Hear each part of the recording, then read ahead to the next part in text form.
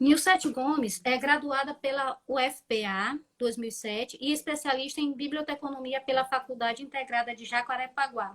Mestre em Ciência da Informação pelo Programa de Pós-Graduação em Ciência da Informação da UFPA e atua na área de repositórios digitais, fazendo parte da Rede Norte de Repositórios Institucionais.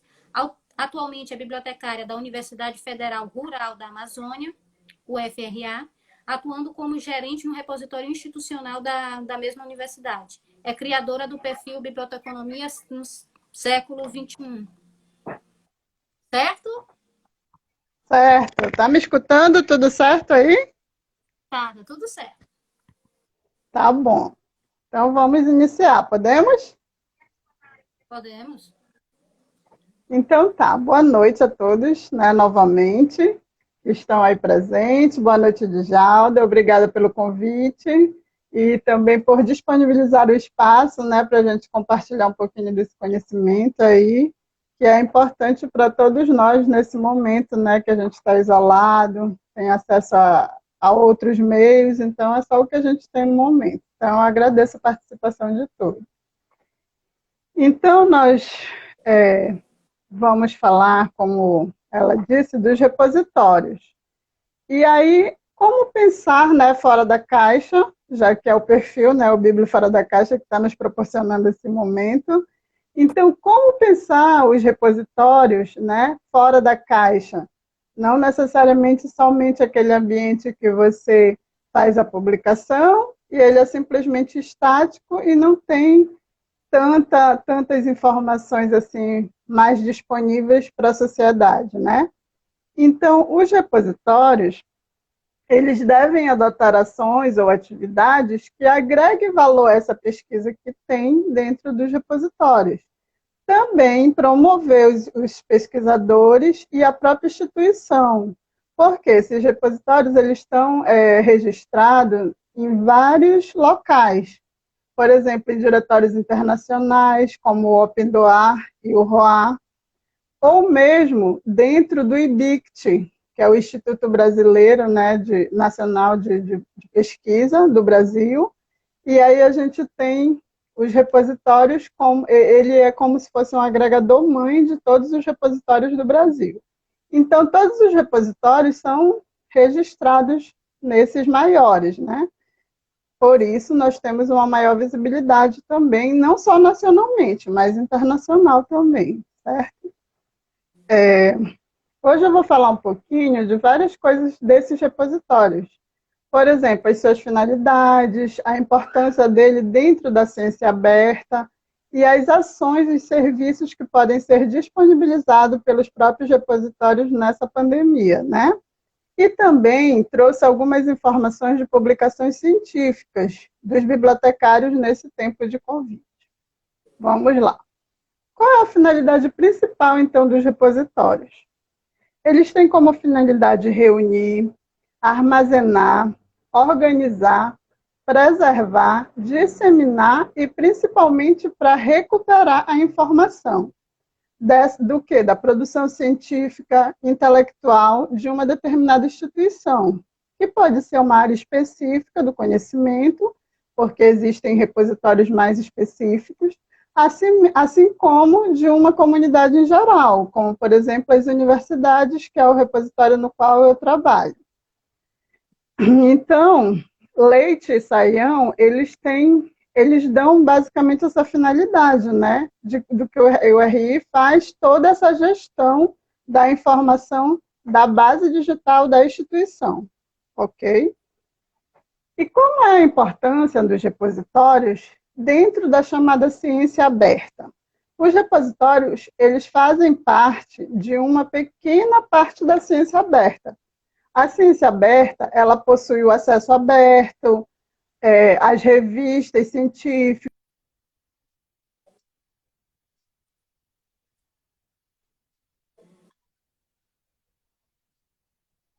abertos. Então, tudo isso, segundo o IBICT, a ciência é a chave para o enfrentamento da pandemia nesse período, né, que nós estamos aí. Então, os repositórios, eles estão dentro desse macro processo da ciência aberta, que colabora com as pesquisas científicas em todo o país. Mas, para que mais amplamente haja uma divulgação maior desses trabalhos, a gente sempre tem que pensar o repositório como social. Social por quê? Porque você não está disponibilizando somente para a comunidade acadêmica ou para o pesquisador, mas a gente tem que pensar o repositório também como social, como divulgação científica e comunicação científica, né? Então, os repositórios, eles têm essa obrigação social de contribuir com a tarefa de disponibilizar conhecimento à sociedade. E como a gente faz isso, por exemplo? Através do marketing, né, que a gente utiliza nos canais de comunicação, que você pode muito bem fazer. Porque como a gente às vezes imagina, para quem não tem muito conhecimento do repositório, a gente acha que ele é só uma base, que vai estar lá a informação e acabou, é só isso. Não, ele tem que ser muito maior. Você tem que trabalhar com a divulgação científica para a comunidade, de uma forma que todo mundo, ou pelo menos a gente sonha, né? Que quase todo mundo possa ter esse acesso, né? Então, eu trouxe aqui algumas ações e serviços dos RIs, que eu fiz uma pesquisa longa, para tentar identificar os serviços que podemos disponibilizar nessa pandemia, né, que está aí. Por exemplo, um dos serviços é o atendimento online, que você pode fazer como as bibliotecas, né? Fazer o suporte online, por exemplo, o Fale Conosco, tirar dúvida dos depositantes, da comunidade de pesquisadores, dos professores, você pode fazer muito bem isso, né? Disponibilizar também um canal para fazer o contato com os professores ou os institutos, por exemplo, das universidades. O canal digital também é um meio para isso, né? Porque a gente aproveita nesse período também para estreitar essas relações com os pesquisadores. Esses pesquisadores que vão nos ajudar a divulgar a produção científica. E a gente pode fazer também, que se fala tanto agora, no marketing digital. E como seria isso para os repositórios, no caso? Você pode disponibilizar muito bem as estatísticas do repositório, porque as estatísticas elas são dadas na própria base, você verifica, ou o próprio usuário pode consultar. Pelas próprias mídias sociais, por exemplo, o Facebook, o Instagram, que é o que nós estamos fazendo aqui, né? Divulgando, pelo próprio YouTube. O YouTube você pode criar vídeos de divulgação para o repositório, né? Fazer essas divulgações também de outros vídeos da ciência, por exemplo. Então, criar esse canal de divulgação e comunicação é muito importante, porque o YouTube, por exemplo, é um acesso muito mais, digamos assim, democrático, né? Todo mundo coloca lá a informação e aí você descobre essa informação, ou o vídeo que você queira. E aí, então, ele é um grande canal de comunicação nesse período, né? Fomentar também os serviços de alerta, como o FID, o RSS, que tem nos repositórios, né? Também você pode promover os alertas personalizados para os seus usuários, falando digitalmente, com a biblioteca, de alguma forma você pode fazer esse alerta. Realização de lives, que é o que nós estamos fazendo aqui, né? Promoção da divulgação científica aos leigos. Como seria isso? Porque é diferente a comunicação científica da divulgação científica, né? A divulgação é aquela que você promove para as pessoas que são ditas leigas no assunto, que é uma cartilha, uma coisa mais didática que a sociedade vai ter acesso. Já a comunicação científica vai ser entre os pesquisadores mesmo, entre a comunidade científica, né? Outro serviço que você pode disponibilizar, por exemplo, é a edição, alteração dos metadados, porque a gente está sempre revisando esses metadados para ver se você vai acrescentar algum... talvez quem não entenda muito de repositórios não sabe o que eu estou falando, mas os metadados são a descrição do documento na base. É a descrição. Então, cada elemento da obra vai ter um metadado respectivo. Então, muitas vezes a gente faz essa alteração, essa edição, para melhorar a qualidade da recuperação, né? Também promover o autoarquivamento, junto aos professores e institutos. Como se dá isso? O pesquisador, ele se cadastra, ele mesmo no repositório, e aí ele pode publicar a dissertação, a tese, o artigo, o capítulo de livro, certo? Então, nesse momento, seria bom você, de repente, fazer uma rede de professores no Facebook ou por e-mail, que você divulgasse esse autoarquivamento, né? Agregando mais pesquisadores para o repositório. Outra coisa, criar. Na criação, por exemplo, quem ainda está criando o seu repositório, né? O que você tem que fazer? O autor básico que a gente utiliza para a criação é o Fernando Leite e o Fernando Saião. Esses autores, eles falam muito o passo a passo de criação de um repositório, né?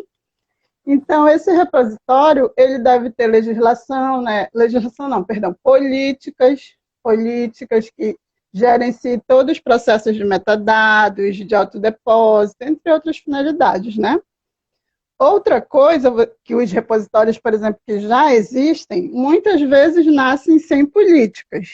Então, nesse momento que você está, teoricamente, disponível para o repositório, só para aquilo, não está com outras atividades, quem sabe não é o momento de repensar essas políticas, melhorar ou criar novas, né? Como política de direitos autorais, de autodepósito, de metadado, entre outros.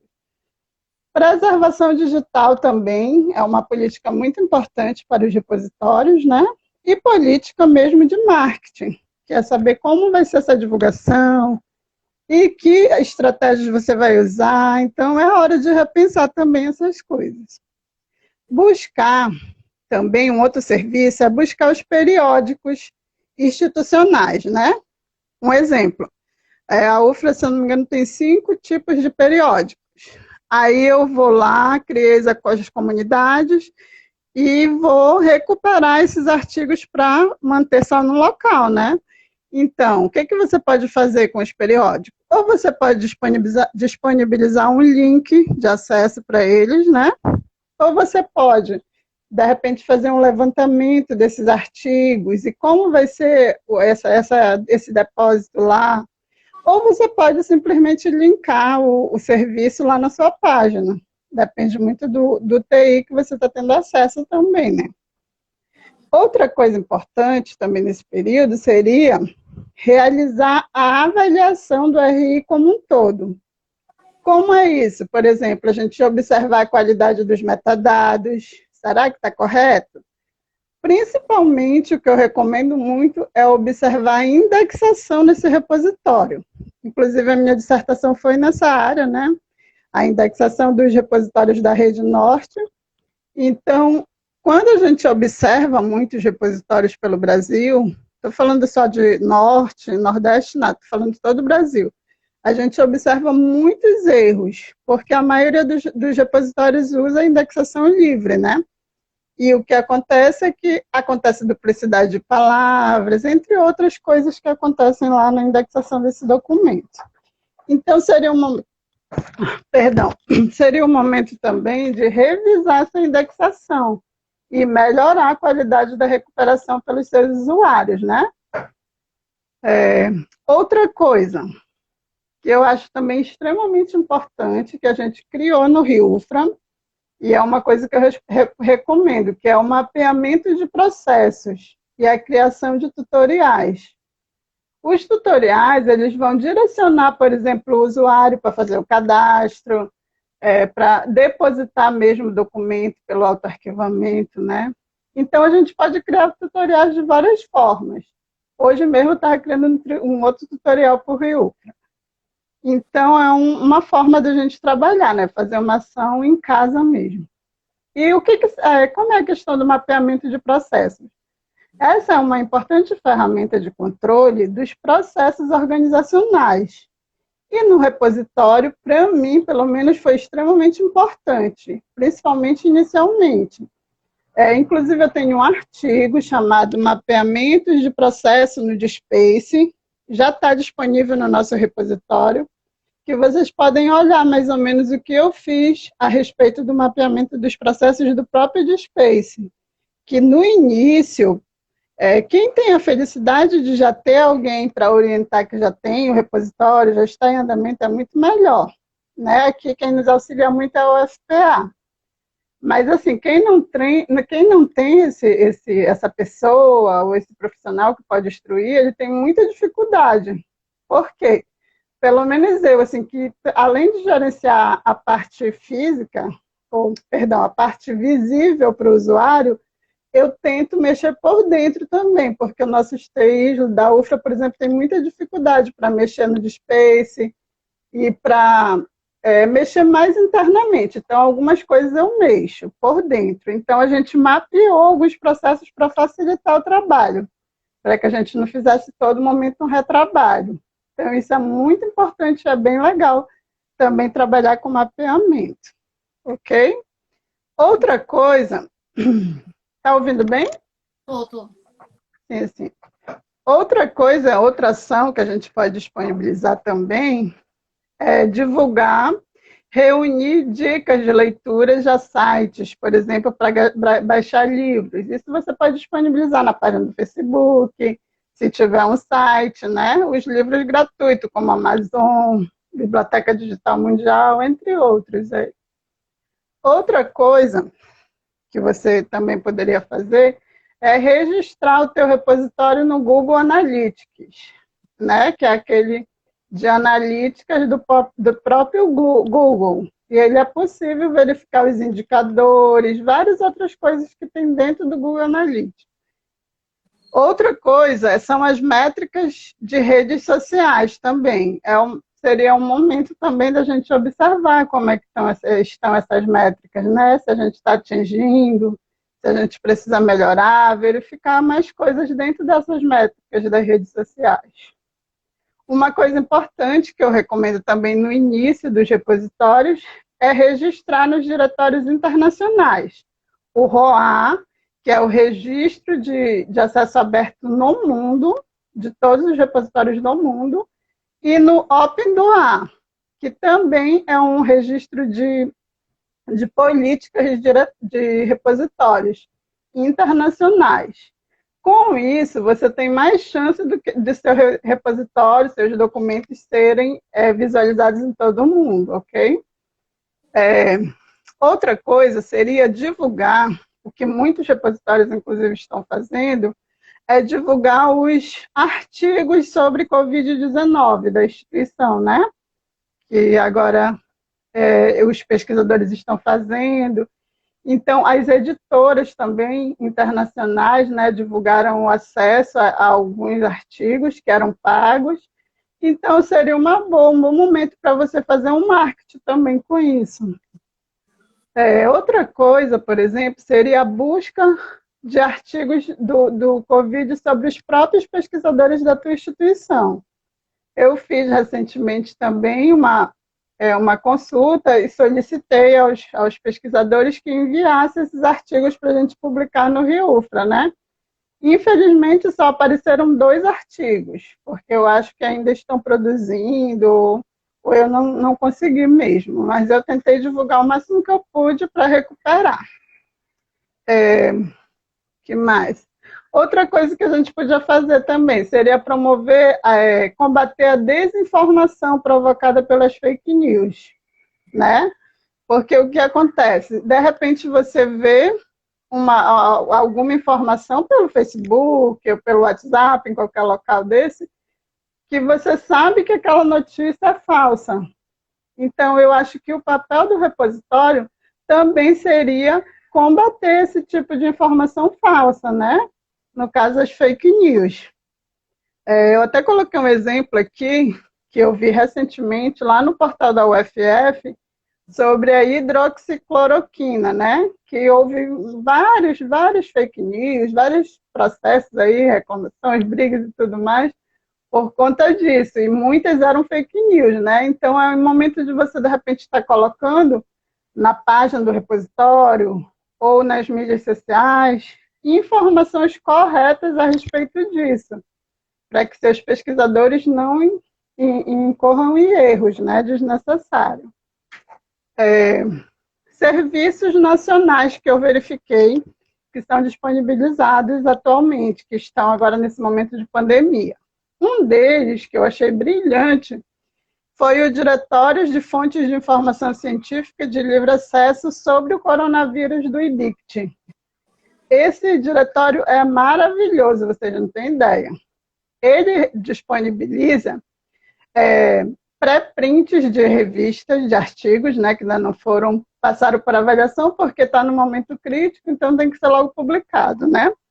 Eles disponibilizam nesse diretório rede de especialistas e pesquisa, ciência em casa, achei maravilhosa essa ideia. O que é isso? São vários, não sei se você já viu, Djalda, mas são várias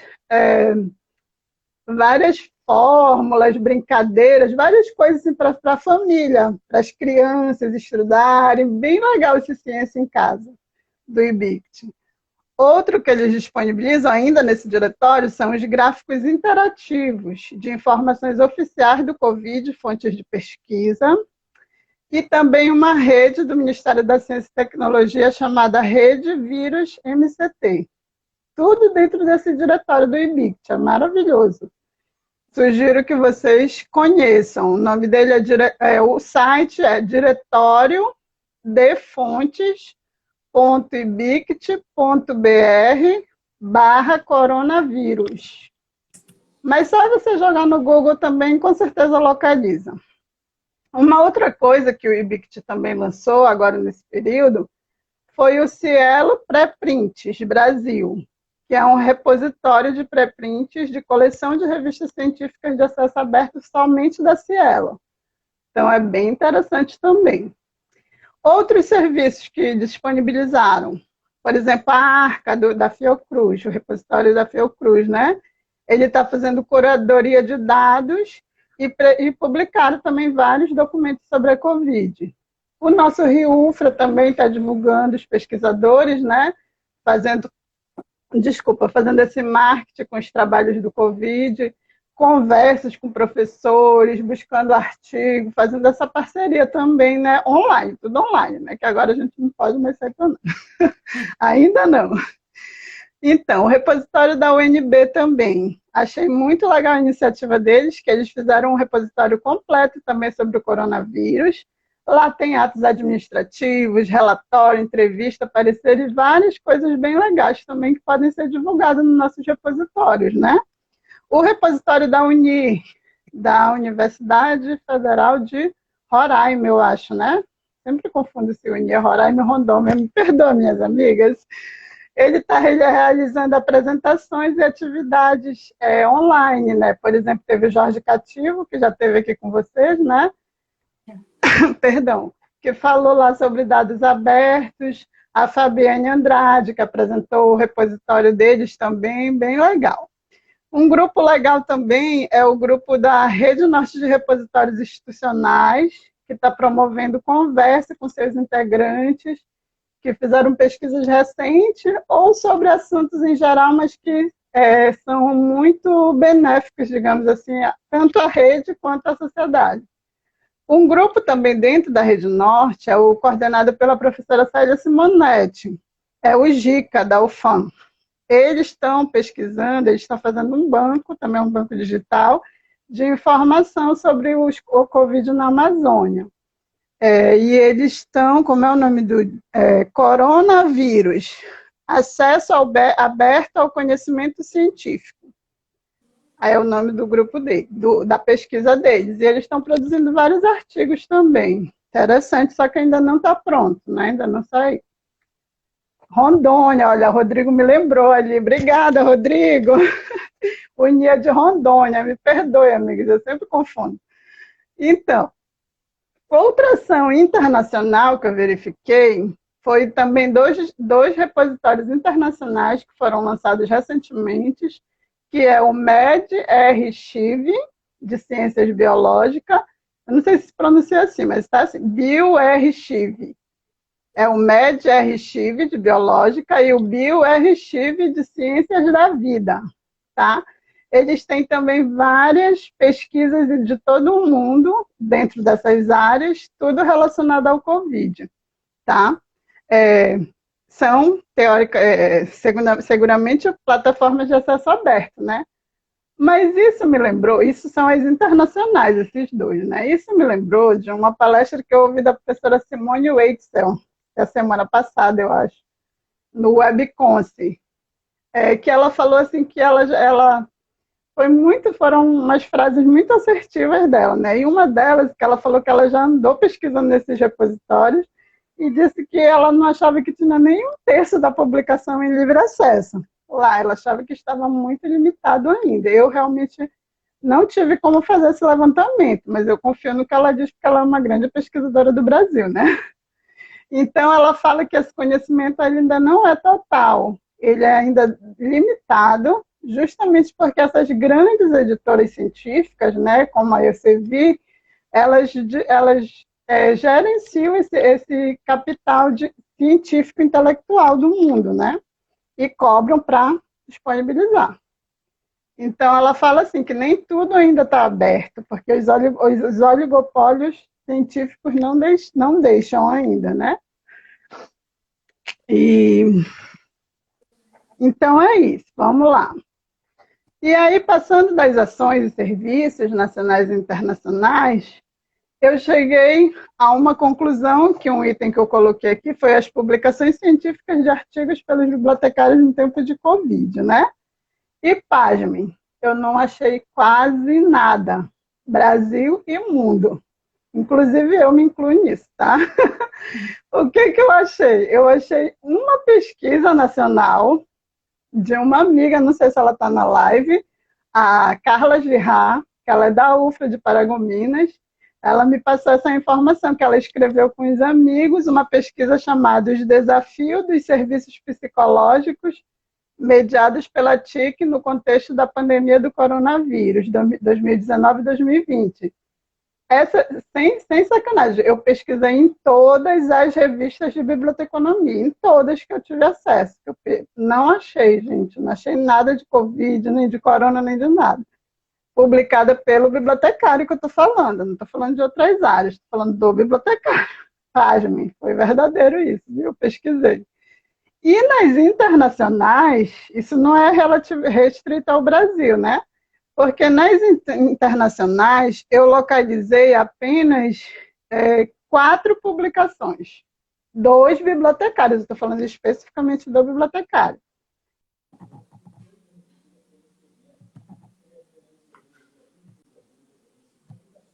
Na verdade, eu pesquisei lá e localizei 12 artigos. Só que quando eu fui verificar se eram feitos por bibliotecário, a maioria era pelo pessoal da comunicação. Então, só sobraram 3 artigos que eram da área de biblioteconomia, ou ciência da informação, né, também. E um artigo, mais um outro que eu achei pelo próprio Google. Mas se você fizer uma pesquisa assim, básica nas revistas, infelizmente eu achei uma perda, assim, porque eu acho que nós, bibliotecários, né, a gente tem que se atentar para isso.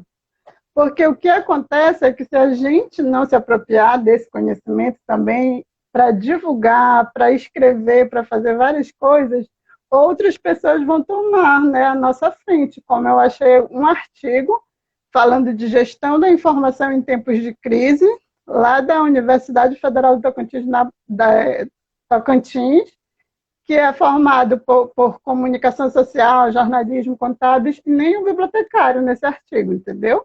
O único que eu achei assim, mais próximo. Então, é importante que nós, bibliotecários, profissionais da informação, a gente se aproprie dessas informações e comece também a colocar isso no papel, né, a divulgar esse conhecimento, a escrever para acrescentar muito para a nossa área. Então, foi, assim, para mim, um triste fato, que eu achei que teria mais artigos, as pessoas vão escrevendo mais, né, mas não. Então, eu ouvi também uma frase da professora Simone, nesse mesmo webinar, que ela diz assim: isso é para todos nós, inclusive para mim, tá? Escutem aí. Não podemos esperar que as outras pessoas façam as mudanças. Nós, bibliotecários, temos que fazer. Então, esse daí realmente é um exemplo de que a gente tem que ainda evoluir a nossa área em relação ao artigo científico. Porque existem alguns, como nós, que estamos tentando compartilhar o conhecimento, né? Mas e os outros que só estão recebendo? Então, assim, existem mil coisas que você pode divulgar. Você poderia falar, por exemplo, ideias para artigos, tá, meninos? Fake news. Você poderia falar de tecnologia, do trabalho remoto pelo bibliotecário. São várias frentes que a gente pode atuar fazendo esses artigos científicos. Eu acredito que posteriormente devam ter, mas o que me surpreendeu foi não ter nesse momento, entendeu? Porque a gente está tendo muito conhecimento, muita informação, né? Então, vamos tornar isso, digamos assim, visível para o mundo, né? Eu achei muito, muito curioso sobre isso. Então, aqui é uma reflexão que eu coloco, né? Para que a gente pense como profissional da informação, se aproprie dessas informações e a gente comece a publicar, gente, porque isso é muito sério.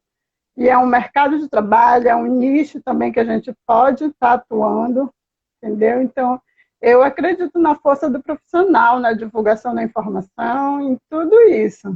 E é por isso que eu estou aqui divulgando um pouquinho para vocês. Então, foi isso. Não sei se eu passei do tempo, ou se foi muito... Um pouquinho, porque nós já começamos adiantado, né? Mais tarde, sim. Mas, olha, foi uma live, a apresentação maravilhosa, apesar do nervosismo, né? Muito, muito, muito importante. Pico de 75 pessoas simultâneas. Olha, que legal. Obrigada, gente. Muito legal. Que bom. Estou muito feliz. Lembrando que esse horário tem outras lives importantes também, né? Todos os perfis, lives no YouTube e aqui mesmo no Instagram. E conseguir esse marco de 75 pessoas simultaneamente, tirando do seu botar sua pergunta, é um marco aqui, pelo menos nesse né? Olha, Sou influencer digital. Vários comentários, se não der tempo, até porque esse contratempo, né, da conexão, vai encerrar aqui e voltar em outra live em seguida. Tudo bem, tá certo. Mas vários comentários te elogiando, né, dando os parabéns. E obrigada. Não consegui ler todos, mas eu agradeço muito. Todo mundo aí que está participando, meus amigos. Pessoas de Belo Horizonte, né, Minas Gerais, do Tocantins, a grande que legal. Tem várias áreas, Maranhão, Piauí, com certeza. Ai, que legal. Compreendeu grande parte do Brasil, até porque a gente divulgou, né, Bastante. Isso. Fico muito feliz. Parabéns. A Demiranda Bruno comenta aqui, os repositórios são fundamentais para a divulgação e comunicação científica. Eric Pires, conhece? Claro. Meu colega. Agora vai, né, Eric?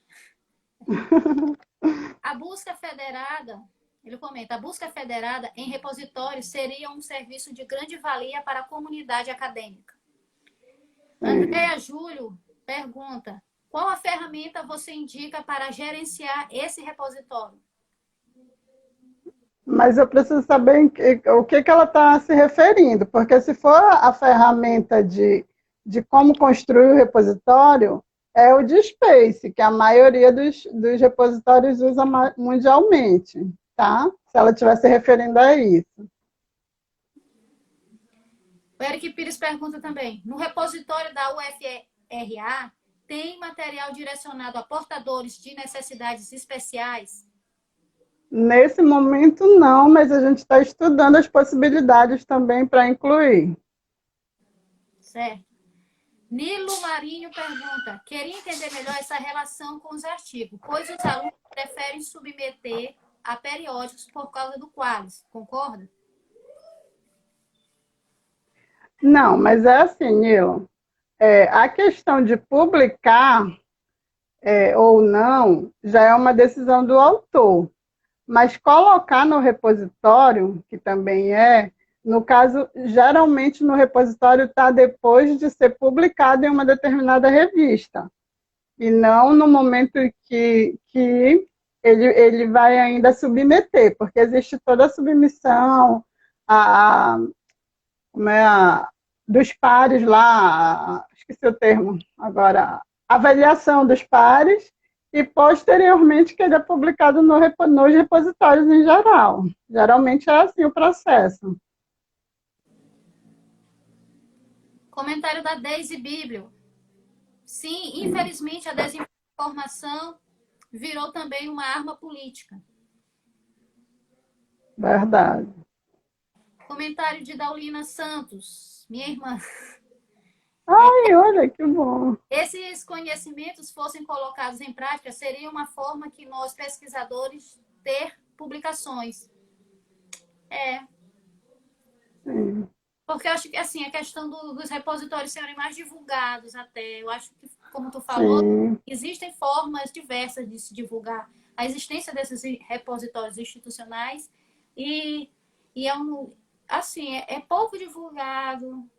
Tem gente que passa a vida acadêmica toda e às vezes nem tem conhecimento que existam, né? Mas é isso que eu estou tentando fazer, divulgá-lo para mais gente.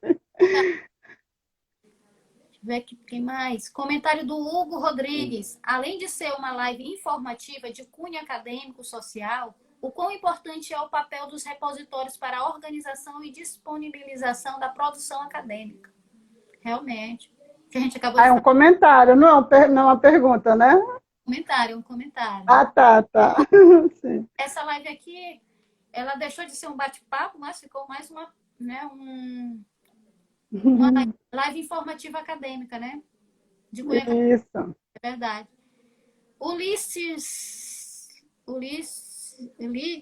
Willis de Assis Santos. Comentário. Excelente exposição sobre a função que os repositórios possuem, que vai além da preservação das produções acadêmicas.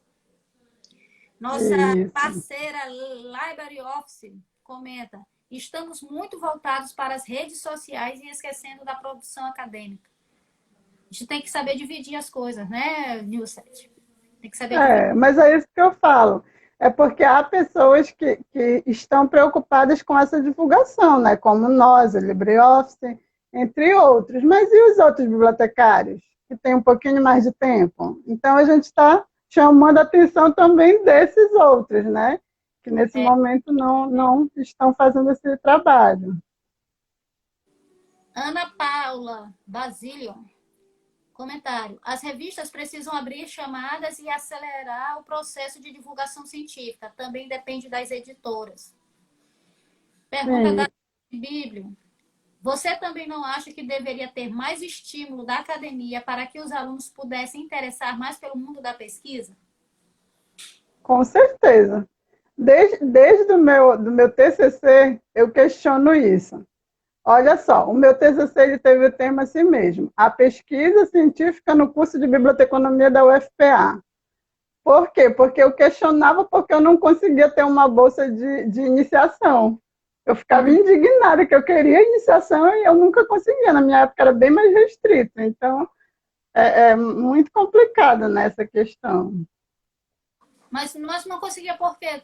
Tu participava de grupos de pesquisa? Não, porque só existia uma bolsa na época que eu estudava. Uma bolsa para iniciação. Hoje em dia deve ter mais, mas na época, em 2003 a 2007, era só uma bolsa para a Bíblia.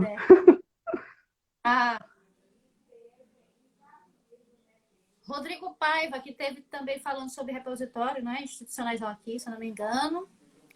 Ele te parabeniza, né, e comenta. Obrigada. Compartilha o mesmo gosto pelas pesquisas de repositórios digitais. Minha colega de turma no mestrado. Lembro da frase do professor da Universidade da Carolina do Sul, David Lenk. aqui, bibliotecas ruins fazem coleções, bibliotecas boas realizam serviços e bibliotecas excelentes criam comunidades. Para Isso mesmo. repositórios ruins constroem somente coleções. Muito bem. Isso mesmo, eu lembro dessa frase. Foi tua epígrafe?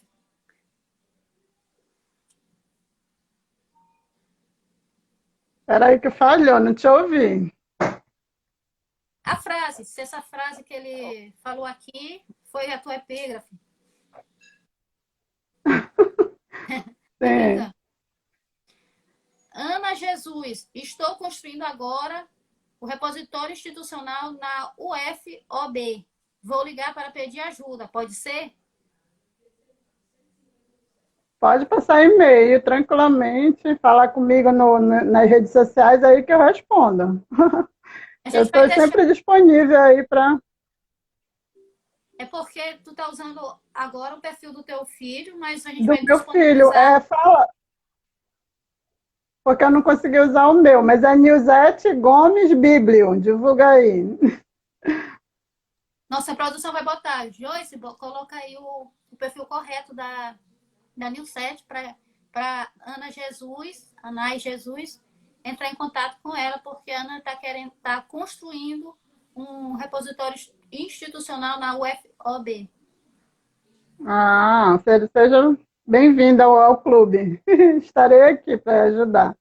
Certo, a gente vai já encerrar esse primeiro tempo da live por conta do tempo. Tá. Várias perguntas. E essa live vai estar disponibilizada após, né, o término. Vai estar no TV do Instagram e também no nosso canal no YouTube. Que quem não está seguindo, vai lá e curte nosso canal, que nós já temos, acho que, mais de 200 pessoas e precisamos, né, de mais ainda seguidores no YouTube. E também estamos no Facebook, certo? Divulga a gente, Nilzete. Eu divulgo, todo tempo eu marco vocês lá. Somos parceiros. Certo. Eu acho que dá para fazer uma pergunta do Rodrigo Pai. Veja aí, depende do tempo. Constrói somente coleções, repositórios bons, realizam serviços e repositórios excelentes, ajudam a comunidade. O que você acha daquela frase? Sim, sim, com certeza. Porque se a gente, no caso, tipo as redes, se a gente se organiza em rede, como tem a Rede Norte, a Rede Sul, entre outras, a gente consegue trabalhar melhor, porque a gente constrói políticas para desenvolver todos os repositórios, e não somente isoladamente cada um, né? Então, as comunidades são importantes, sim.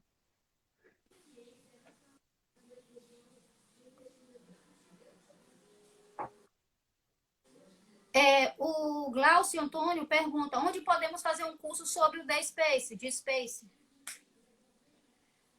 Olha, no momento eu não estou sabendo de nenhum, mas assim, vocês podem tipo, entrar em contato com o próprio IBICT, que ele tem vários materiais